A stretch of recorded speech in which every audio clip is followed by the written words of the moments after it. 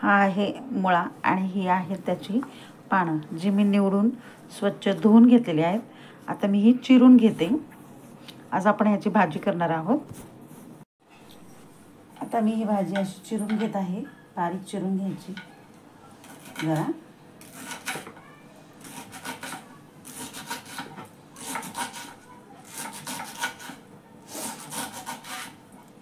सगळी भाजी अशी चिरून घ्यायची. बरेच जण ही भाजी खात नाहीत. हा मुळ्याचा पाला बरेच जण काढून टाकतात आणि फक्त मुळा खातात. पण ही भाजी खूपच चांगली आहे खायला सुद्धा आणि आपल्या शरीराला सुद्धा.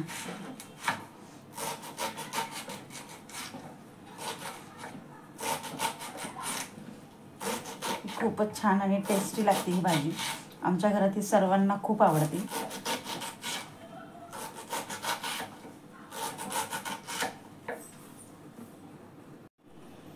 तुम्ही बघू शकता. आता ही पालाभाजी माझी चिरून झालेली आहे. ह्याच्यामध्ये मी आता घालणार आहे हा एक छोटा मुळ्याचा तुकडा. घातला तरी चालतो, नाही घातला तरी चालतो. आज मी हा छोटासा मुळ्याचा तुकडा याच्यामध्ये ॲड करते आहे. हा मुळा मी आता सोलून घेत आहे.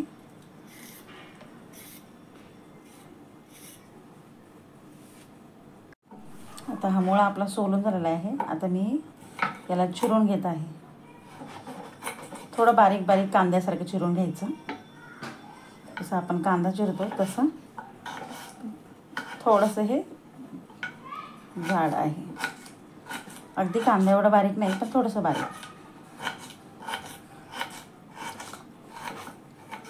असं चिरून घेत आहे. हे बघा, असे ह्याचे छोटे छोटे तुकडे होतात. आता आपला मुळा पण चिरून झालेला आहे. आता आपण भाजीसाठी लागणारं लसूण सोलून घेणार आहोत. आता भाजी आपली चिरून झालेली आहे. भाजीसाठी लागणारा लसूण पण आपला सोलून झालेला आहे. मिरची आपली चिरून झालेली आहे. या भाजीला आपण फक्त साध्या फोडणीवरती करणार आहोत, फक्त लसूण आणि मिरचीवरती. त्यासाठी मी लसणाच्या इथे 10-15 पाकळ्या सोलून घेतल्या. आता मी गॅस ऑन करत आहे आणि आता कढईमध्ये तेल टाकून घेत आहे.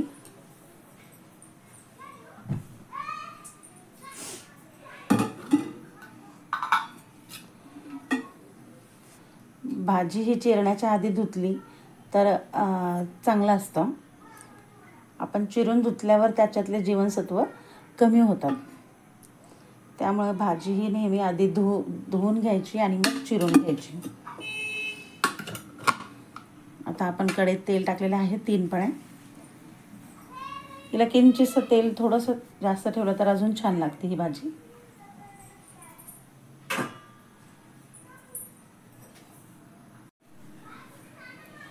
आता इथं आपलं कढईतलं तेल तापलेलं आहे. यामध्ये आपण घालून घेऊया लसूण.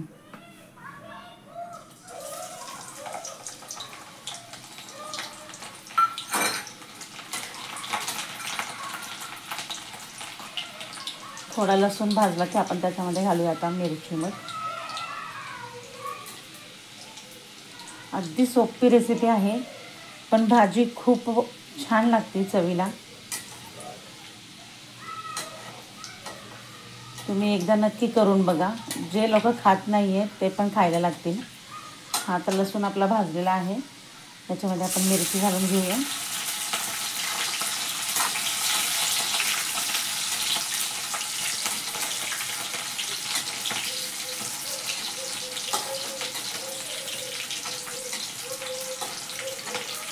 मिरची पण आपली भाजून झालेली आहे. तर यामध्ये आपण ही भाजी ॲड करूया.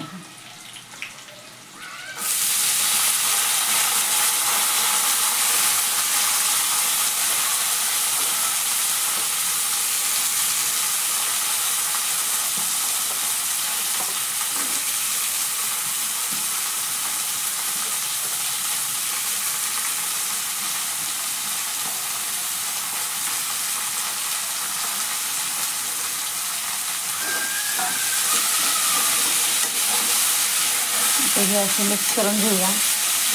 थोडी परतून घेऊया आपण, कारण पालेभाजी ही खूपच बारीक होती शिजल्यावर.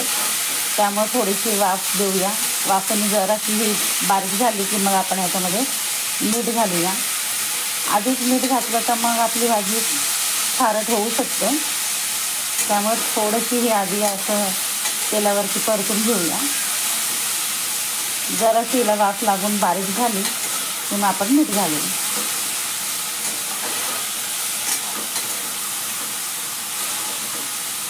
काहीच मसाले लागत नाही त्या भाजीला. अगदी सोपी आहे, फक्त लसूण आणि मिरचीवरची आहे ही भाजी.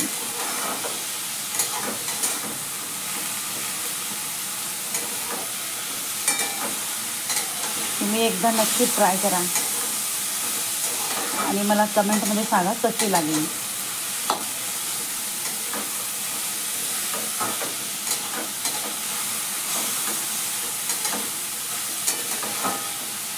याच्यात आपला हलवून जराशी बारीक झाली आहे भाजी.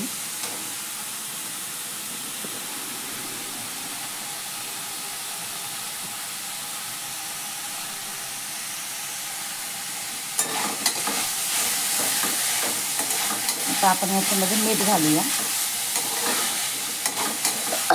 पालेभाजीला नेहमी मीठ थोडंसं व्यवस्थित घालायचं, कारण भाजी ही बारीक होती शिजून.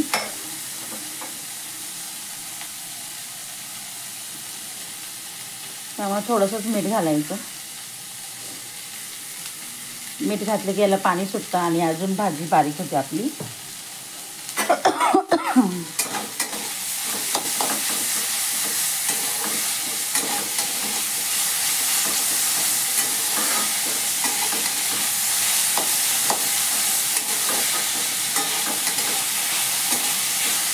पालेभाजी ही अशी झाकून न ठेवता शिजवायची असते.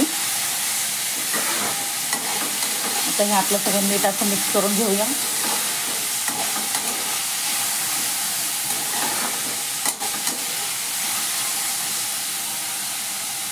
आता हे मी बारीक गॅस करते, थोडासा मीडियम करते.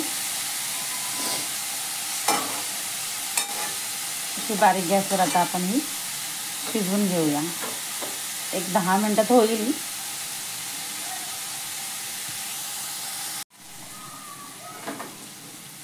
थोडंसं असं मधून हलवत राहायचं. एक 2-3 मिनटं झाली की आपण अशी भाजी हलवून घेत राहायची.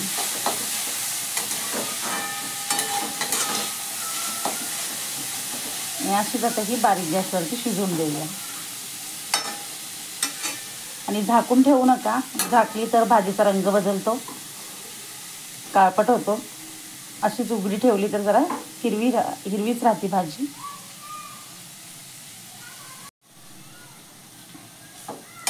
अशी मधून हलवत राहायची. तर तुम्ही बघू शकता आता सगळं ह्याला जे काही पाणी सुटलं होतं ते गेलेलं आहे आणि भाजी ही आपली रेडी झालेली आहे.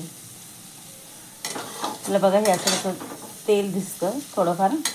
त्याला थोडंसं तेलच जास्तच लागतं, म्हणजे चांगलं लागतं. थोडंसं किंचितचं तेल जास्त टाकायचं. आता ही आपली भाजी तयार झालेली आहे. अशीच मी मधून हिला 5 मिनटाला हलवलेली आहे. ही किती 10 मिनटात झालेली आहे रेडी. तुम्ही बघू शकता ही भाजी आपली तयार झालेली आहे.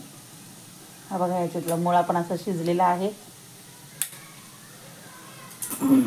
ही भाजी आपली रेडी झाली आहे. आता मी ही अशी वाटीत काढून घेतलेली आहे. ही गरम गरम खाऊ शकता तुम्ही, चपातीबरोबर, भाकरीबरोबर. खूप छान लागते ही भाजी. एकदा करून नक्की बघा.